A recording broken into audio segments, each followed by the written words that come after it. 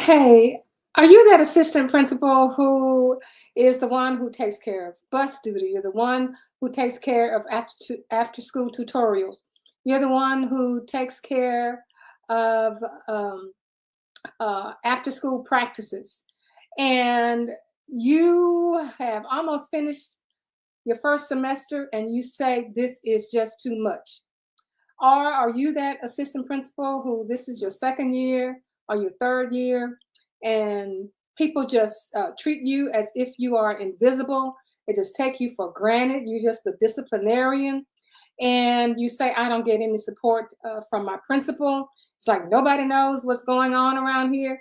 And if this is the way you're feeling, then I'm talking to you. You know, when I became an assistant principal, that was not something that, I had on my vision board. I enjoyed being in the classroom with my students. I was an excellent student, excellent teacher. I had excellent students. I did well. And then one day, my principal came and she told me that I had qualities about me that would complement her um, at that school, being an assistant principal. So I became the assistant principal, and immediately there were some things that happened that, I hadn't thought about. And that is, once I became an administrator, some of the teachers who were my friends, they kind of moved in, opposite directions. And there were times when I was given assignments by my principal that, I really, really did not feel comfortable doing. I didn't feel as though that was the thing for me, but I did it anyway. And to be honest with you, at times I felt that, man, I could do a better job of running this school, than she can. But the thing that I remembered is that I had to have the respect for my principal. And what I want to tell you as an assistant principal, that there are some things that you can do that will move you from being just an AP to being a principal in training. And there's some things that you can do where you can become that principal in training. And the first thing that you need to do is decide just what is it that's maybe a part of the campus improvement plan or a part of your sustainability plan that you can do in order to make an impact. Because when you sit around that interview table, the interview team who is going to be considering you to be a principal, they are not going to want to hear things like, oh, I was good with the students. I had excellent rapport with the parents. They are going to be wanting to see some receipts. And let me tell you how you get those receipts. First thing is that if you decide or you see that your school has a problem with attendance, or there is a problem with literacy, or there is an issue in your campus improvement plan um, about behavior. So choose one of those things that you can impact. When I was an assistant principal, I looked at the attendance issue, and I got with my principal and I asked the principal if I could work on the attendance. So once I received her blessings, I got a team together and we worked on attendance. And the attendance started at 83%.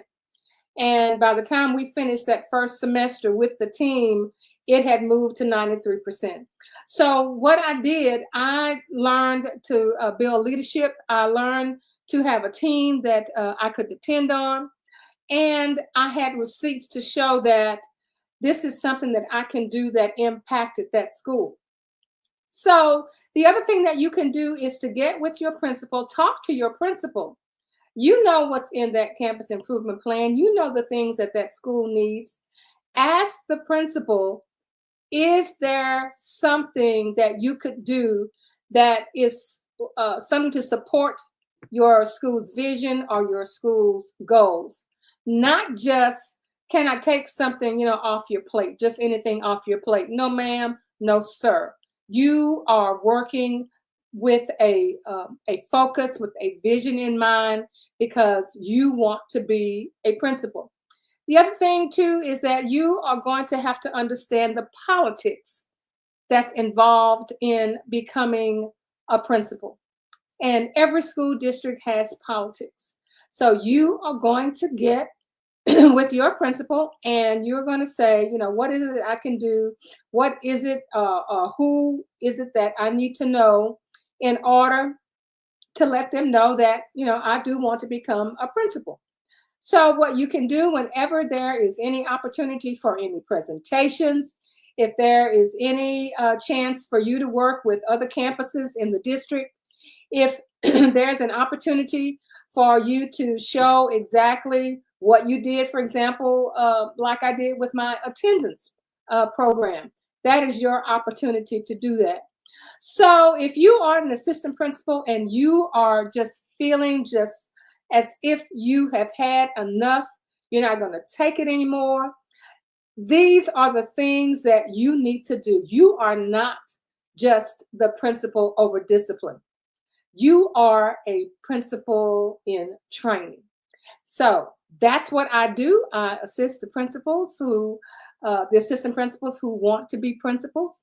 I want you to join our community principals on the come up. And so you can feel more comfortable and see what other principals and assistant principals are doing so that you can share our motto, which is that we are principals on the come up, where we transform schools into hallelujah success stories. We look forward to seeing you to be a part of our community.